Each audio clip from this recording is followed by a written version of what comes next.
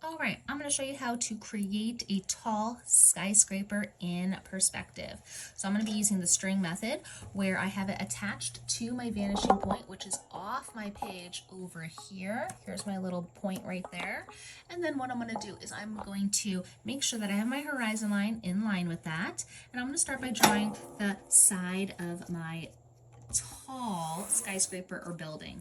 So I'm going to make this a little bit more extreme so that way we kind of get the vibe of it a little bit more.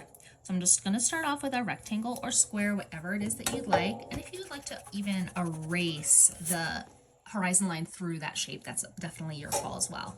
I'm going to create the top of my angled part of my building that's on the other side.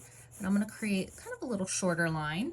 I'm going to do the same thing down here. I'm going to rotate my string all the way down, creating a little bit more of an angle down here. Notice that they are both heading towards that vanishing point.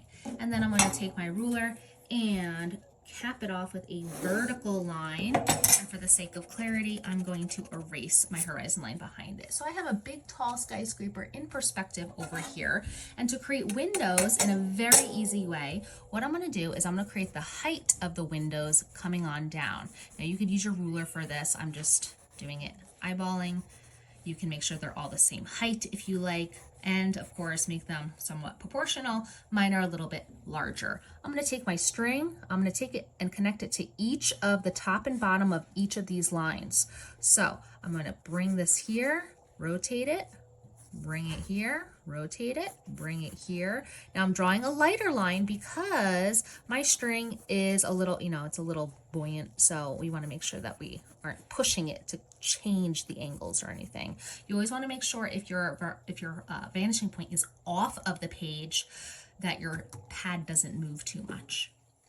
All right, I'm going to come on down here, ba ba ba ba, all the way down. Now even notice my lines are not fully even, and that's okay because I know that I'm going to be capping them off with a vertical line. So as I'm coming down, you can see how my lines are starting to get a little bit more horizontal, and then now they're starting to get angled again because I'm going away from the horizon line. The more you're further away from the horizon line, the more angled your lines are going to be. And then I'm going to cap all these off with a vertical.